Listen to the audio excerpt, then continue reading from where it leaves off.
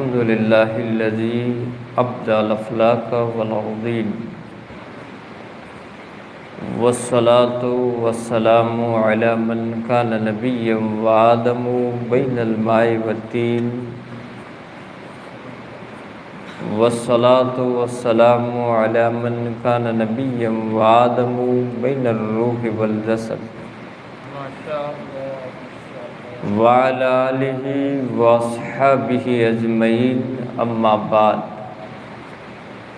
فأعوذ بالله من الشيطان الرجيم بسم الله الرحمن الرحيم لا أقسم بهذا البلد وأنت حل بهذا البلد صدق الله المولانا العظيم وبلغنا رسوله النبي الأمين الحفيظ الكريم ونحن على ذلك لمن الشاهدين والشاكرين والذاكرين والحمد لله رب العالمين۔ معزز ملت اسلامیہ، ہمدردان قوم و ملت، آج کی اس مجلس نور میں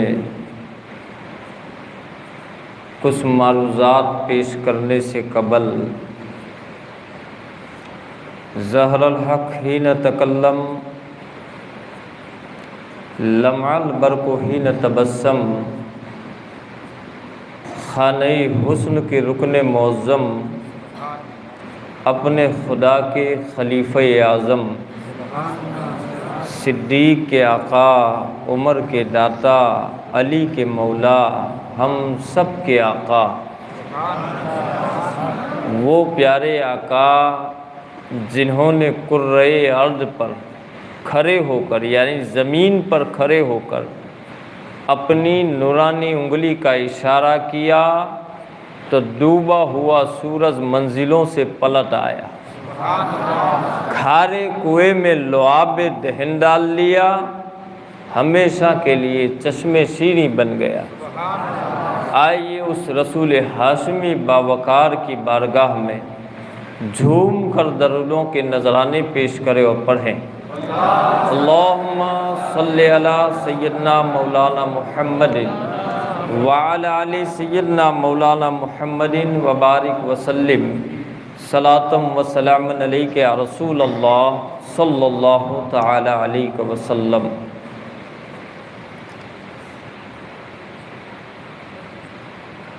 حضرات گرامی،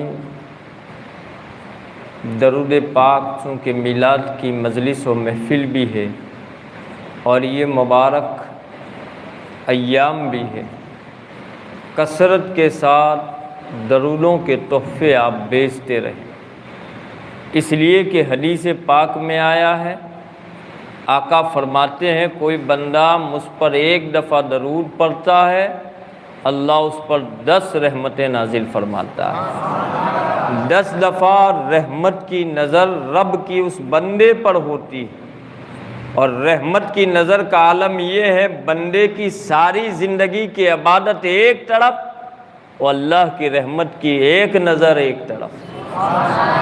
بھلا ایک دفعہ درود پڑھنے کی یہ فضیلتیں ہیں۔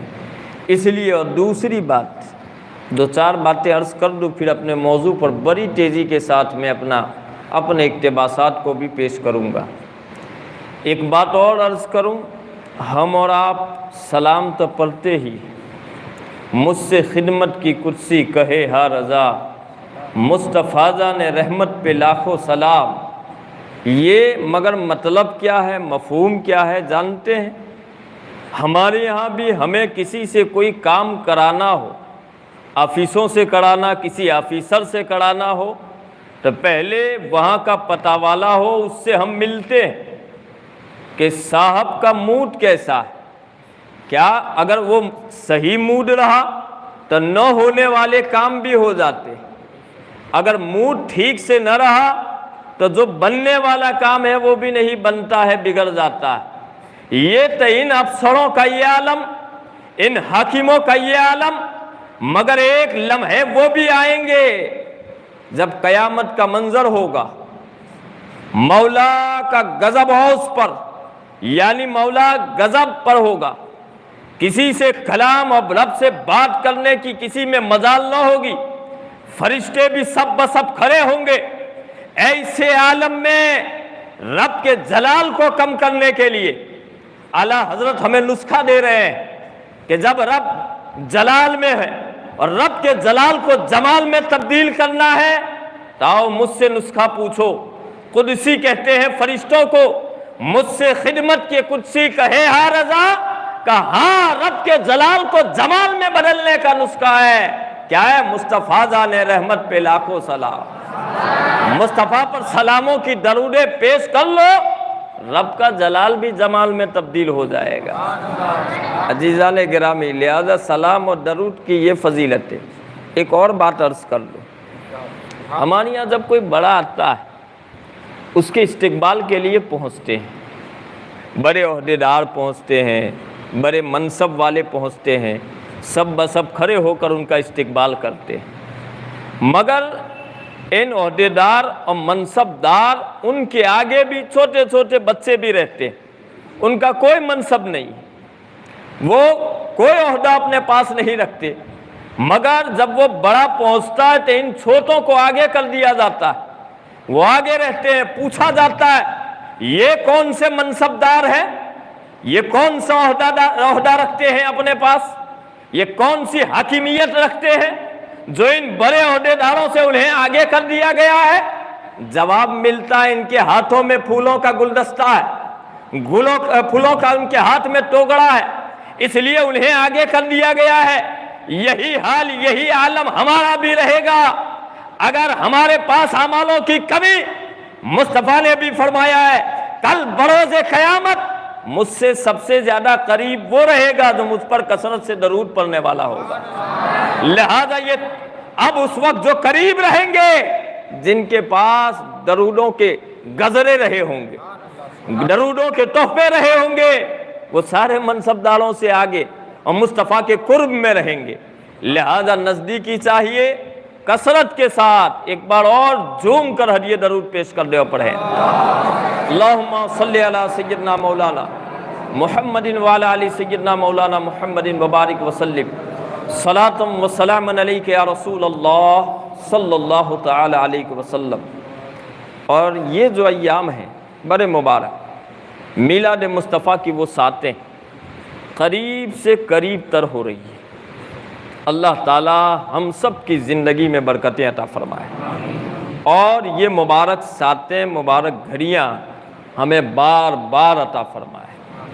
جسے اعلیٰ حضرت کہتے ہیں نا، جس سہانی گھڑی چمکا طیبہ کا چاند، اس دل افروز ساعت پہ لاکھوں سلام۔ وہ ساتیں، وہ گھڑیاں، خیرات بتی اس وقت، لہذا اسے حاصل کرنے کے لیے تمنائی اور مصطفیٰ کی بارگاہ۔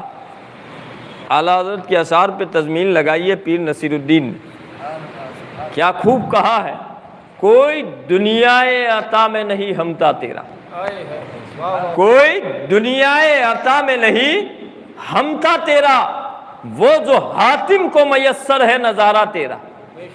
حاتم جانتے ہیں نا، حاتم طائی مشہور زمانہ ہے، بڑا سخی گزرا ہے اگلے دور میں، ایسا سخی کہ آج بھی اگر کچھ کوئی زیادہ سخاوت کر دیتا ہے، سخاوت کا ہاتھ کھول دیتا ہے، اس کی عطائیں کچھ زیادہ ہو جاتی ہے، کوئی کہتے ہیں فلاں حاتم طائی زمانہ ہے، حاتم طائی کی طرح سخاوت کرتا ہے ہاتھ کھولے ہوئے۔ ایک مثل بن گئی ہے، کہاوت بن گئی ہے، سخی کے لیے اور زیادہ عطا کرنے والے کے لیے حاتم طائی کا لفظ بولا جاتا ہے، مگر پیر نصیر الدین کیا کہتے ہیں اس تضمین میں، ارے کوئی دنیا عطا میں نہیں ہمتا تیرا، وہ جو حاتم کو میسر ہے نظارہ تیرا۔ کیا نظارہ؟ حاتم نے بھی کیا دیکھا نظارہ؟ ایک دفعہ اسلامی لشکر کہیں جنگ کے لیے سرکار نے بھیجا تھا، یہ اسلامی لشکر گیا جنگ کے لیے، جب وہاں سے جنگ کر کے واپس آئے تو چند قیدیوں کو لے کر آئے، قیدیوں کو لے کر آئے، اور یہاں جب قیدی آ گئے سرکار ان قیدیوں کے پاس پہنچے، آپ نے قیدیوں پر نظر دوڑائی، اس میں ایک عورت خاتون تھی، لڑکی تھی، جو حاتم طائی کی نسل سے تھی، 4-5 پشت پہلے حاتم طائی گزرا تھا، مگر اس کی نسل سے ایک لڑکی اسی قیدیوں کی جماعت اور گروہ میں تھی. مصطفیٰ نے اسے دیکھ کر کہا، حاتم طائی کی سخاوت کو دیکھ کر مجھے حیا آتی ہے، جا بیٹی میں نے تجھے آزاد کر دیا. اللہ اکبر. وہ حاتم طائی کی نسل و اولاد سے تھی، کھڑی ہوئی عرض کیا میں بھی حاتم طائی کی نسل سے ہوں، جب تک ان سارے قیدیوں کو رہا نہ کیا جائے گا میں نہیں جاؤں گی. مصطفیٰ کی سخاوت کا دریا جوش میں آ گیا. مصطفیٰ نے فرمایا جاؤ میں نے تم سب کو آزاد کر دیا. اسی کو کہا جاتا ہے کوئی دنیا عطا میں نہیں ہمتا تیرا، وہ جو حاتم کو میسر ہے نظارہ تیرا، کہہ اٹھے دیکھ کر بخشش میں رتبہ تیرا، کہہ اٹھے دیکھ کر بخشش میں رتبہ تیرا. واہ کیا جود و کرم ہے شہ بتا تیرا، نہیں سنتا ہی نہیں مانگنے والا تیرا. مصطفیٰ کا در تو وہ در ہے، لہذا ہمیں تو اس در سے بھیک طلب کرنا ہے اور خیرات بتنے کے یہ ایام اور یہ ساتیں. اعلیٰ حضرت کہتے ہیں نا، ہاتھ جس سمت اٹھا غنی کر دیا، ہاتھ جس سمت اٹھا غنی کر دیا، موزے بہرے سخاوت پہ لاکھوں سلام. مصطفیٰ کی شان و عظمت ہمیں ہمیشہ کیا کہنا چاہیے. دوسری بہر کا ہے شعر، پیر نصیر الدین نصیری ہی کی اس پہ تضمین لگی ہے اور نہیں کسی اور کی تضمین لگی ہوئی ہے. کہتے ہیں نا کوئی جو یہ دوسری تضمین ہے غالباً یہ، مگر بہر دوسری ہے اعلیٰ حضرت کے اشعار کی. زمانے میں آئے بہت آنے والے، نہ آیا کوئی تجھ سا اے آنے والے، سراجم منیرہ لقب پانے والے، چمک تجھ سے پاتے ہیں سب پانے والے، میرا دل بھی چمکا دے چمکانے والے. ہمیشہ ہمیں یہ کہنا چاہیے. ایک بار ہدیہ درود جھوم کر پیش کر دیں. اللہم صلی علی سیدنا مولانا محمد وعلی آل سیدنا مولانا محمد مبارک وسلم، صلاۃ و سلام علیک یا رسول اللہ صلی اللہ تعالی علیہ وسلم. ہم اور آپ خوش نصیب ہیں، مقدر کے ہم لوگ دھنی، میلاد مصطفیٰ منا رہے ہیں. پورے عالم اسلام میں ہو یا عالم عرب میں ہو، سب جگہ کونے کونے پر چپے چپے پر جشن میلاد منایا جاتا ہے. ایک شاعر کہتا ہے نا، کسی شاعر نے اس حوالے سے بھی کہا ہے، سوائے ابلیس کے جہاں میں سبھی تو خوشیاں منا رہے ہیں، نثار تیری چہل پہل پر ہزاروں عید ربیع الاول. اور وہ بھی کیسے؟ آٹے میں نمک سے بھی کم ہے، آٹے میں نمک ڈالا جاتا ہے، اس سے بھی کم کی مقدار میں میلاد مصطفیٰ کے انکار کرنے والے ہیں. یاد رکھیں ہمیں کسی دلیل کی ضرورت نہیں. ویسے دلائل تو بے شمار ہیں، مگر ہمارا عالم کیا ہونا چاہیے؟ عاشق کا عالم ایک عشق کے معاملے میں جیسے کوئی شمع جلتی ہو، پروانہ کوئی دلیل نہیں مانگتا، چمن لگا دو بلبل کوئی دلیل نہیں مانگتا. اسی طرح مصطفیٰ کی محفل ہو، ایسے جشن ہو تو عاشق اس کے لیے کوئی دلیل طلب نہیں کرتا. عالم ہمارا حال یہ ہونا چاہیے. ویسے دلائل کے اعتبار سے دیکھا جائے ہم ایک سوال کر سکتے ہیں عالم خیال میں، کیا اس طرح کی یادیں منانا اسلام میں اس بات کی اجازت ہے؟ اور وہ بھی بار بار منانا، مسلسل منانا، ہر سال منانا، اس طرح کے جشن منانا، کیا اسلام میں اس بات کی اجازت ہے؟ کیا اسلام اس بات کو جائز رکھتا ہے؟ اگر آپ کہیں تو اسلام میں اگر آپ دیکھیں گے تو سارا اسلام ہی، ایک جملہ سن لیں، جو قوم اس طرح کے واقعات کو مناتی ہے وہی قوم صفحہ ہستی پر باقی رہتی، تاریخ کے اوراق میں وہی قوم زندہ رہتی ہے. اور جو قوم اس طرح کے واقعات کو مناتی نہیں ہے، یاد رکھے وہ صفحہ ہستی سے بھی مٹا دی جاتی، تاریخ کے اوراق سے بھی اسے مٹا دیا جاتا ہے. لہذا اسلام میں آؤ تھوڑی دیر کے لیے ایک دو علمی نکتے پیش کر کے رخصت ہو جاؤ. وہ آپ کو بتا دوں میلاد اور یادیں بنانے کا ثبوت اسلام میں کیسا. ساری عبادتوں میں افضل عبادت کون سی؟ نماز افضل العبادات. اہم الفرائض۔ اللہ اکبر۔ نماز ساری برکات، حسنات، خیرات کا ذریعہ و سبب ہے۔ آخرت کی بہت ساری منزلیں ہیں، ان منزلوں میں کامیابی کی ضمانت نماز ہے۔ قبر میں اندھیرا ہے مگر اجالے کے لیے ذریعہ نماز ہے۔ قبر میں کوئی ہمیں انسیت دینے والا نہیں ہے مگر نماز ہماری انسیت کا سامان ہے۔ اب پل صراط جو بال سے زیادہ باریک اور تلوار سے زیادہ تیز ہے مگر نماز کا عادی ہوگا تیزی کے ساتھ گزر جائے گا۔ ارے وہاں نفسا نفسی کا عالم، سورج قریب سے قریب تر ہوگا، سائے کا نام و نشان نہیں ہوگا، مگر اگر نماز کا عادی اس کے لیے سائے کا انتظام کر دیا جائے گا۔ اتنی عظیم عبادت، بلکہ قرآن تو کہتا ہے کل بروز قیامت نماز کے بنیاد پر پہ سیماہم فی وجوہہم من اثر السجود، سجدوں کے اثرات کے بنیاد پر ان کی پیشانیاں چمکتی ہوگی، پیشانیاں روشن ہوگی۔ بخاری کی روایت ہے نماز کے لیے کی جانے والے وضو، واضح وضو روشن ہوں گے، چمکتے ہوں گے۔ یہ سب ذریعہ نماز ہے۔ نماز افضل العبادات، ہمارے رزق میں برکت، چہرے کی نورانیت کا ذریعہ، دنیا میں بھلائی و آخرت میں بھلائی کا ذریعہ نماز۔ مگر یہ اہم الفرائض اتنا نہیں، عین العبادت بھی ہے، افضل العبادت بھی ہے، ایسی عبادت جس میں بندہ اپنے رب سے ہم کلام ہوتا ہے، مناجات کرتا ہے۔ بخاری کی مسلسل کئی روایتیں ہیں کہ بندہ جب نماز میں ہوتا ہے تو رب اپنی قدرت کے حساب سے بندے اور قبلے کے درمیان میں ہوتا ہے۔ بخاری کی روایت۔ بھلا اتنی اہم عبادت مگر وہ بھی کسی نہ کسی کی یادوں پر معمول، وہ بھی کسی نہ کسی کی یادیں دلا رہی ہے۔ اللہ اکبر۔ نماز فجر لے لو، ہمارا سارا دن خیریت سے گزرتا ہے نماز فجر کی ادائیگی سے، یہ نماز فجر کا عالم ہے۔ مگر نماز فجر کیا ہے؟ حضرت آدم علیہ نبینا علیہ الصلاۃ والتسلیم، حضرت جلال الدین سیوطی نے خصائص کبریٰ میں، اور بھی محدثین نے بھی اس روایت کو پیش کیا ہے، اور صاحب سیر نے بھی اس روایت کو پیش کیا ہے کہ نماز فجر جو ہے، حضرت آدم علیہ نبینا علیہ الصلاۃ والتسلیم آئے، آپ نے توبہ کیا، واقعہ طویل ہے مگر اشارہ کرتے ہوئے گزر جاؤ۔ آپ کی توبہ قبول ہوئی، اور جس وقت آپ کی توبہ کی قبولیت ہوئی وہ فجر کا وقت تھا۔ آپ نے قبولیت توبہ کی وجہ سے شکرانے میں 2 رکعت نفل ادا کیا۔ حضرت آدم نے توبہ کے شکرانے میں 2 رکعت نفل ادا کیا، امت محمدیہ کے لیے وہی فجر کی 2 رکعت نماز فرض قرار دے دی گئی۔ گویا پتہ چلا نماز فجر جو ہے وہ حضرت آدم علیہ نبینا علیہ الصلاۃ والتسلیم کی قبولیت توبہ کے اس شکرانے پر ادا کی جانے والی ان نفلوں کی یاد دلاتی اور وہی یاد منائی جاتی۔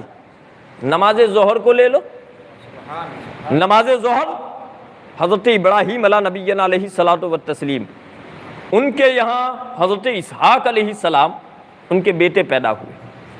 جب حضرت اسحاق کی ولادت ہوئی تو آپ نے حضرت اسحاق کی ولادت کی خوشی میں 4 رکعت نماز نفل ادا کیا تھا۔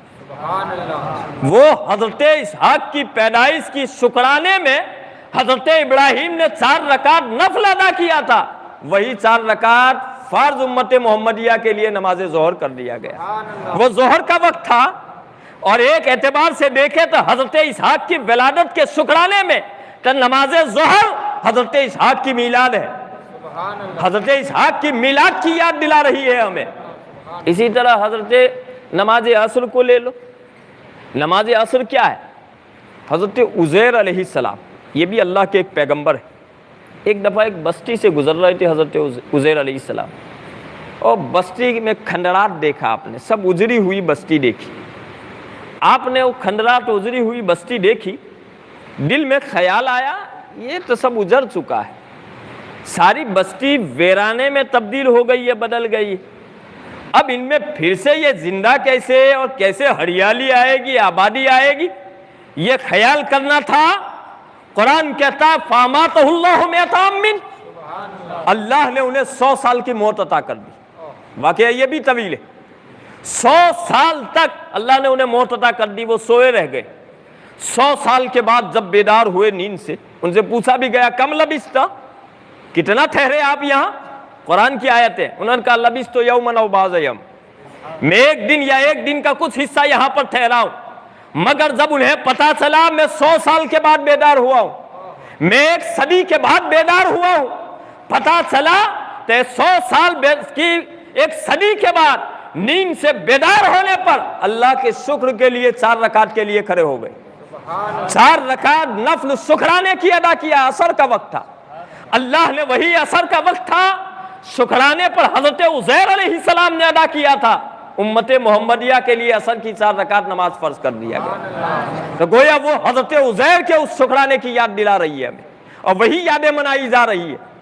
نماز مغرب کا بھی حال کیا ہے؟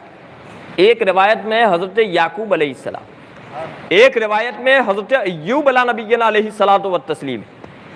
حضرت ایوب علیہ نبینا علیہ الصلوۃ والتسلیم واقعہ یہ بھی طویل ہے, مگر اشارہ کر کے گزرنا ہے مجھے. حضرت ایوب علیہ السلام ایک مدت تک ایک مرض میں مبتلا تھے. مدتوں کے بعد مرض سے شفا پائی, صحت ہوئی, مگر چونکہ بدن میں کمزوری تھی, نکاہت تھی, آپ دبلے اور کمزور ہو گئے تھے حضرت ایوب علیہ نبینا علیہ السلام, مگر شفا پالی مرض سے, بیماری سے. تو آپ نے اس شفا کے شکر میں شکرانوں کے طور پر 4 رکعت نفل کے لیے کھڑے ہو گئے. مگر 4 رکعت نماز کی نفل کے لیے کھڑے ہوئے, نکاہت اور کمزوری کے بنیاد پر تیسری رکعت سے چوتھی کے لیے کھڑے نہ ہو سکے, تیسری ہی رکعت پہ بیٹھے رہ گئے. ارے حضرت ایوب علیہ السلام تو 4 رکعت کے لیے کھڑے ہوئے تھے, مگر کمزوری اور نکاہت کے بنیاد پر آپ 3 ہی رکعت پہ بیٹھ گئے. ان کا 3 رکعت پہ بیٹھے رہنا امت محمدیہ کے لیے مغرب میں 3 رکعت کر دی گئی. ٹھیک ہے 4 رکعت کے لیے کھڑے, تو اب بتایا کیا جا رہا ہے؟ افضل العبادات ہے, اہم الفرائض ہے, بندہ رب سے ہم کلام ہوتا ہے, دعائیں معراج المومنین ہے یہ نماز, آقا کی آنکھوں کی ٹھنڈک ہے یہ نماز. مگر دیکھیے کسی نہ کسی نبی کی یاد دلا رہی ہے, کسی نہ کسی نبی کے واقعات کے ساتھ اسے منسوب کیا گیا ہے. اسی طرح نماز عشاء بھی حضرت یونس علیہ نبینا علیہ الصلوۃ والتسلیم, آپ مچھلی کے پیٹ سے باہر آئے, عشاء کا وقت تھا. جب مچھلی کے پیٹ سے آپ باہر آئے, رب کا شکر ادا کرنے کے لیے 4 رکعت نفل کے لیے کھڑے ہو گئے. انہیں 4 رکعت نفل کے لیے وہ تو شکرانے کے طور پر تھی, مگر امت محمدیہ کے لیے وہی عشاء کی 4 رکعت نماز فرض قرار دے دی گئی. غرض کیا آپ بتائیں, یہ اتنی اہم عبادت, افضل العبادت, بقیہ ساری عبادتوں کے حوالے سے اس طرح کا کہ نہیں اقوال کہ بندہ رب سے ہم کلام ہو, رب سے بندہ باتیں کرے, سجدے میں اپنی پیشانی رب کے آگے جھکائے, افضل عبادت اہم الفرائض, مگر وہ بھی کسی نہ کسی نبی سے منسوب کر دیا گیا. لہذا یادیں ہی تو ہے, یہ یادیں منائی جا رہی ہے. اتنا نہیں, اور آگے چلو. وہ اسلام میں بہت ہے, اگر سارے واقعات کو اگر ہم پیش کرنے جائیں تو صبح ہو سکتی, مگر چند ہی اقتباسات آپ کو ذکر کرتا ہوں. دیکھو سارا اسلام آپ کو یادوں ہی پہ نظر آئے گا. حج کو لے لو, واقعات حج کو پورا بخاری شریف میں کتاب الحج میں, مسلم شریف میں بھی کتاب الحج میں, ترمذی شریف میں مناسک حج باب بنایا ہے صاحب ترمذی نے, مناسک حج. شمائل ترمذی شرح مانی الآثار میں صاحب طحاوی نے بھی, سب نے اس کتاب الحج کے حوالے سے یعنی مناسک حج میں جن حدیثوں کو پیش کیا ہے آپ اٹھا کر دیکھ لو. ارے آپ حج کے لیے حاجی پہنچتا ہے, اللہ تعالی ہم سب کو حرمین کی زیارت نصیب فرمائے, بار بار نصیب فرمائے. الہی دکھا دے وہ کیسی مدینہ کیسی بستی ہے جہاں پر رات دن تیری رحمتیں برستی. اللہ تعالیٰ میلاد کی خیرات میں ہم سب کو حرمین کی زیارت نصیب فرمائے. حرم میں پہنچنے والا, ارے کیا ہم سب کا لباس کتنا اچھا لباس ہے, کتنا پیارا لباس ہے. سروال ہے, پائجامہ ہے, صدری بھی ہے, عبا بھی ہے, جبہ بھی ہے, قبہ بھی ہے, اٹھا لو مسنون سارے لباس، ایسا بھی نہیں، لباس مسنون ہے، سارے لباس اچھے لباس، ہر علاقے کے اپنے اپنے پسند کے لباس ہے، مگر یہ حرم میں پہنچنے والا جب پہنچتا ہے کیا ہوتا ہے؟ تم اپنا مسنون ہو، کوئی بھی لباس ہو، کتنا خوبصورت ہو، اتار دو اس لباس کو اور ایک لباس میں آ جاؤ، دو چادروں میں آ جاؤ، ایک چادر کو تہبند بنا لو، ایک کو اوڑھ لو، ان دو چادروں میں آ جاؤ۔ کیا وجہ ہے؟ کہ تمہارا مسنون لباس صحیح، تمہارا خوبصورت لباس صحیح، مگر یہ وہ لباس ہے جو میرے بندے ابراہیم نے پہنا تھا۔ لہذا حرم میں پہنچنے والا جب پہنچتا ہے، لباس جب یہ پہنتا ہے حرام، تو یادیں حضرت ابراہیم کی دلائی جاتی، یہ حضرت ابراہیم کی یاد دلا رہا ہے۔ اتنا نہیں اور آگے آؤ، جب داخل ہوں گے تو کیا کہتا ہے؟ تلبیہ پڑھتا ہے، لبیک اللہم لبیک لا شریک لک لبیک۔ جانتے ہو یہ تلبیہ بھی کیا ہے؟ حضرت ابراہیم علیہ السلام اور حضرت اسماعیل علیہ السلام نے کعبہ تعمیر فرمایا، اللہ کا گھر کعبہ جب مکمل تعمیر ہو چکا، کعبہ تعمیر ہو گیا، رب نے حکم دیا ابراہیم جبل ابو قبیس پر کھڑے ہو جاؤ اور اذن فی الناس کیا ہے؟ للحج، لوگوں میں حج کا اعلان کرو، لوگوں اللہ کے گھر کا حج کرو۔ حضرت ابراہیم نے عرض بھی کیا تھا، مولا لوگ اطراف و اکناف میں بستے ہیں، دور و دراز لوگ بستے ہیں، میری آواز ان تک کیسے پہنچے گی؟ رب نے فرمایا ابراہیم آواز دینا تمہارا کام ہے، آواز پہنچانا ہمارا کام۔ حضرت ابراہیم جبل ابو قبیس پر کھڑے ہو گئے اور کھڑے ہو کر حضرت ابراہیم نے لوگوں میں اعلان کیا، لوگوں اللہ کے گھر کا حج کرو۔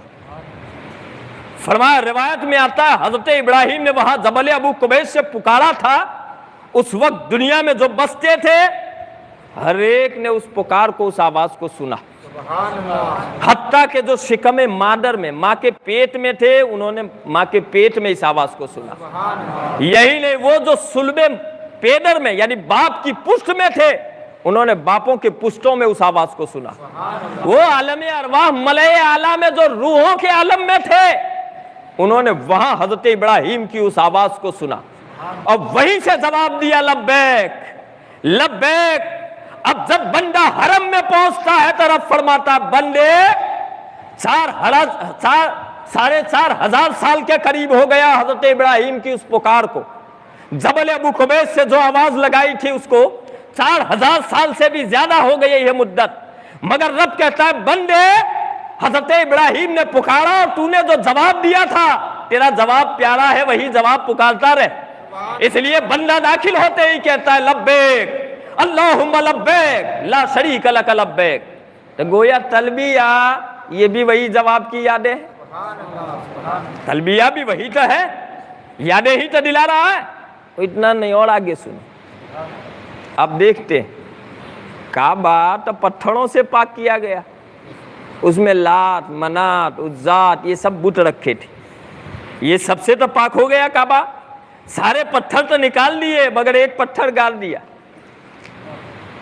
ایک پتھر وہی حرم میں گال دیا، اسے مقام ابراہیم کہتے ہیں۔ سارے پتھر نکال لیے، اس پتھر کو وہاں رکھا، اور سنو سارا حرم محترم ہے، رکن یمانی ہو چاہے رکن شامی ہو، مطاب یہ سارا مطاب محترم ہے، مگر نماز کی جو فضیلت مقام ابراہیم پر ہے اور جگہ پر نہیں۔ حکم ہمارے لیے کیا ہے؟ قرآن بھی ہے، وَاتَّخِذُوا مِن مَقَامِ إِبْرَاهِيمَ مُصَلَّى، مقام ابراہیم کو مصلی بناؤ، جائے نماز بناؤ، یہ ہمیں حکم دیا گیا۔ اب وجہ کیا ہے جانتے ہو؟ وہاں کیا ہے وہ پتھر میں مقام ابراہیم پہ ہے کیا؟ مقام ابراہیم پہ ایک پتھر ہے، اس پر حضرت ابراہیم علیہ نبینا علیہ السلام کے قدموں کے نشانات۔ اب جو نبیوں کے قدموں کے نشان سے بھاگنے والے یا ولیوں کے نشانوں سے بھاگنے والے، ان کے قدموں سے بھاگنے والے سارے جہان میں بھاگ سکتے ہیں، مگر جب حرم میں پہنچیں گے تو رب پکڑ لے گا۔ وہاں سے تو بھاگ سکتا ہے، یہاں نہیں۔ ان قدموں کو اپنے سامنے رکھو، قبلہ رو ہو، نماز ادا کرو، 2 رکعت نماز ادا کرو۔ اب بھلا بتاؤ وہ قدموں کے نشانات ہیں حضرت ابراہیم کے، ایک سوال اور ہو سکتا ہے، حضرت ابراہیم نے تو ساری زندگی پتھریلی زمین میں گزاری، اور وہ پیغمبر کا قدم تھا، جس پتھر پہ پڑتا پتھر موم ہو جاتا، مگر سارے پتھروں کے آپ کے قدموں کے نشان باقی نہ رہے، اس پتھر پر آپ کے قدموں کے نشانات باقی رہ گئے۔ وجہ کیا ہے؟ وجہ صرف یہ ہے کہ اس پتھر پر کھڑے ہو کر حضرت ابراہیم نے میلاد مصطفیٰ پڑھی تھی۔ جب کعبہ کی تعمیر مکمل ہوئی، کعبہ تیار ہو گیا، حضرت ابراہیم نے رب کی بارگاہ میں عرض کیا، مولا تیرا گھر تیار ہے، تیری اجازت ہو تو کچھ اجرت طلب کروں، کچھ اس کا معاوضہ، کچھ اجرت طلب کروں۔ رب نے فرمایا، ابراہیم مانگو، کیا مانگتے ہو؟ حضرت ابراہیم علیہ نبینا علیہ السلام نے کیا مانگا کہ مولا میری ذریت سے تو آخری امت و آخری نبی پیدا کرنے والا ہے، میری ذریت سے اس آخری نبی کی امت کو بھی کر دے اور آخری نبی کو بھی کر دے۔ آخری نبی کو گویا یوں فرما رہے تھے، مجھے محمد عربی کا دادا بنا دے، آخری نبی کو میری نسل سے کر دے۔ یہ کیا تھا؟ مصطفیٰ کی میلاد ہی پڑھی جا رہی تھی، مصطفیٰ کی میلاد پڑھی گئی، مصطفیٰ کی میلاد پڑھی گئی تو اس پتھر نے یہ عظمتیں پالی۔ قرآن کہتا ہے وَاتَّخِذُوا مِن مَقَامِ إِبْرَاهِيمَ مُصَلَّى، اسے مقام ابراہیم کو مصلی بنا لو، جائے نماز بنا لو۔ اتنا نہیں، پورا کعبہ دیکھ لو آپ۔ کعبہ کیا ہے؟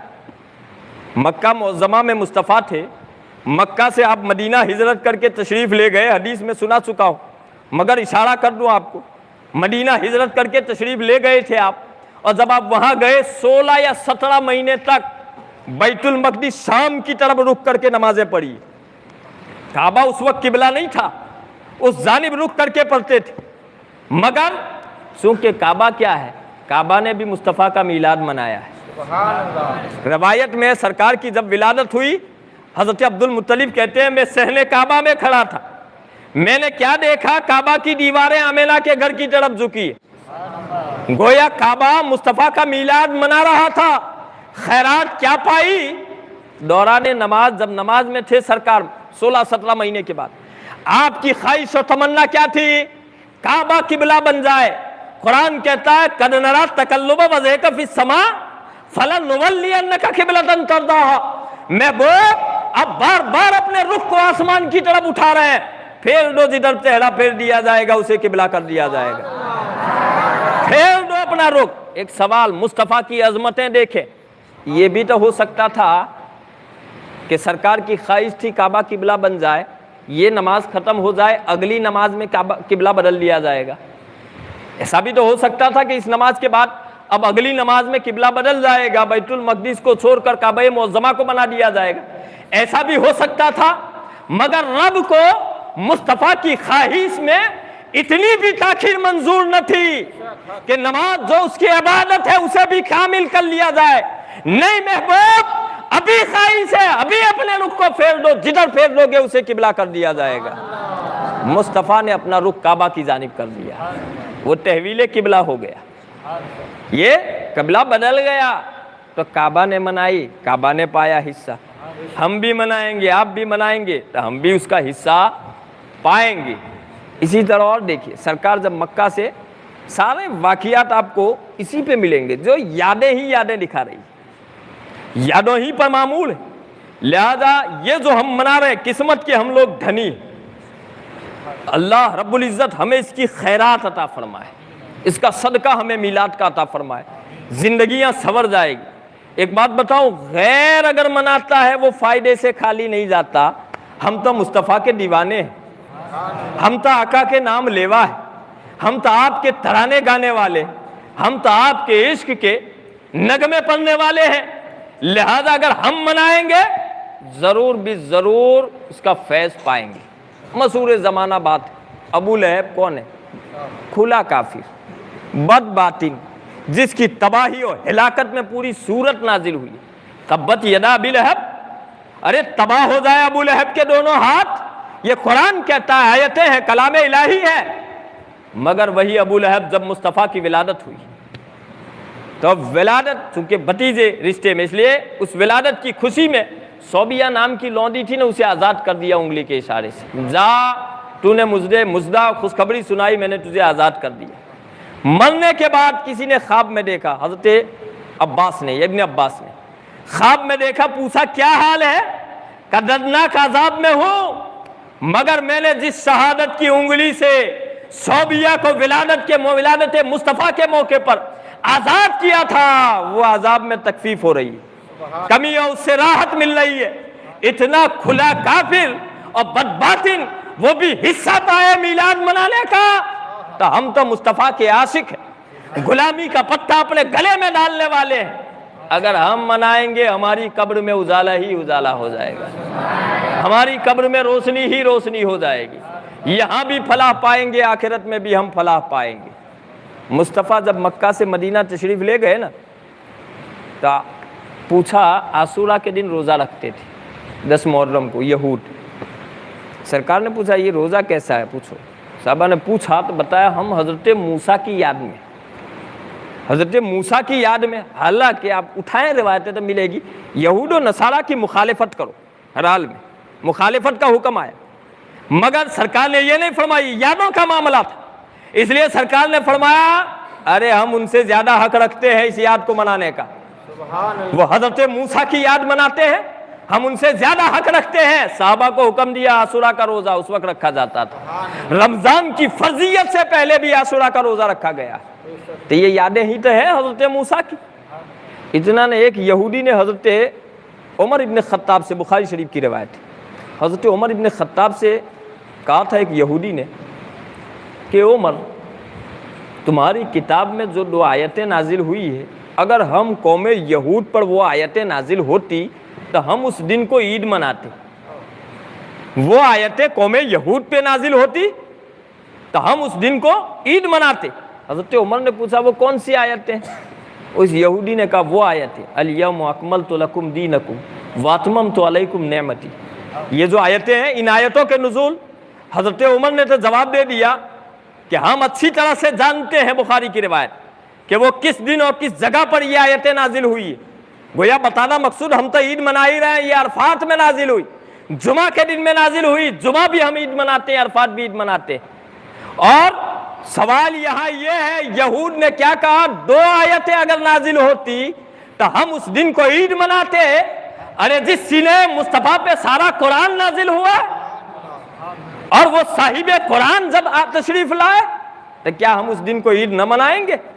بلکہ شاید تو یہ کہتا ہے ایک پلے میں وہ دونوں، ایک پلے میں یہ، دونوں عیدوں سے افضل ہے عید میلاد رسول، ایک پلے میں دونوں عیدیں رکھ دے، ایک پلے میں ایک، تب دونوں عیدوں سے افضل ہے عید میلاد رسول۔ ایک بات اور عرض کر کے رخصت ہو جاؤ، شب قدر کتنی عظیم رات ہے، بہت بڑی رات ہے، لیلۃ القدر خیر من الف شہر، قرآن کہتا ہے قدر کی رات 1000 مہینوں سے بہتر ہے، اس میں 2 رکعت خلوص للہیت سے آپ ادا کر لو تو 1000 مہینوں سے زیادہ عبادت کا آپ کو ثواب ملتا ہے، اتنی عظیم رات۔ اچھا اس کی عظمتیں کیوں؟ چونکہ اس رات میں قرآن نازل ہوا ہے، تو نزول قرآن 1000 مہینوں سے بہتر ہو جائے تو جو صاحب قرآن آئے اور وہ سب ہو وہ رات ہو، 1000 کیا کروڑوں مہینوں سے بھی وہ رات تو بہتر ہوگی، افضل ہوگی، اعلیٰ ہوگی۔ لہذا وہ عظیم ساتیں، وہ عظیم گھڑیاں ہیں، ہمیں اور آپ کو چاہیے اس رات کے انتظار ہی میں رہے۔ اللہ تعالیٰ وہ زمانہ قریب سے قریب ہوتا جا رہا ہے، میں نے کہا نا ہمارا حال تو کیا ہونا چاہیے، ہم تو یوں ہی کہیں چمک تجھ سے پاتے ہیں سب پانے والے، میرا دل بھی چمکا دے چمکانے والے۔ ہمیں ہر حال میں اس در سے خیرات طلب کرنی چاہیے، صدقہ۔ اور مصطفیٰ کی بارگاہ کیسی بارگاہ ہے، وہاں اللہ ہی نہیں ہے، آپ کسی کو منع ہی نہیں کرتے، جس نے جو مانگا در مصطفیٰ سے اسے وہ چیز حاصل ہوتی۔ مانگنے والے کے پاس طلب چاہیے، صدق دل سے مانگیں گے تو ہمیں کیا ہے، چمک ملتی ہے، چمک بھی ملیں گے، روشن بھی ہے۔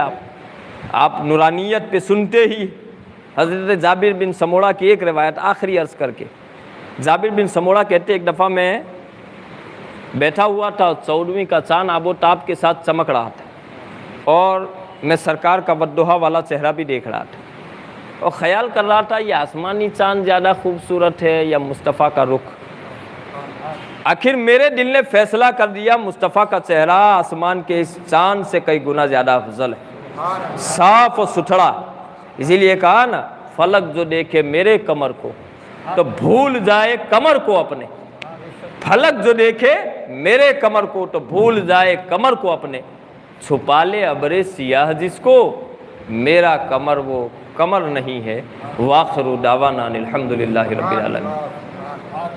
یا نبی سلام علیکہ یا رسول سلام علیکہ یا حبیب سلام علیکہ صلوات اللہ علیکہ.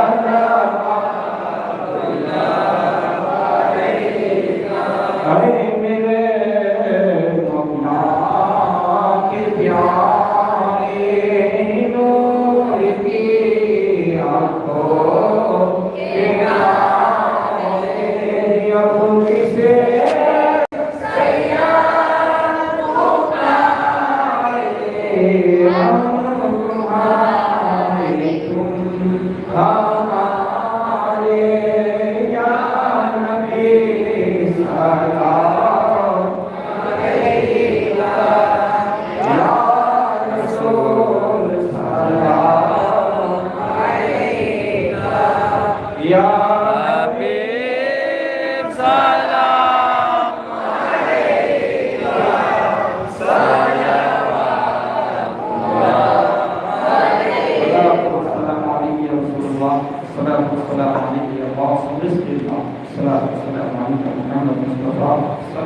دعا فرمائیں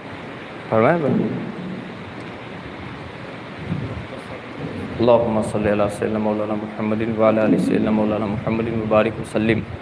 صلاۃ و سلام علیک یا رسول اللہ صلی اللہ تعالی علیہ وسلم.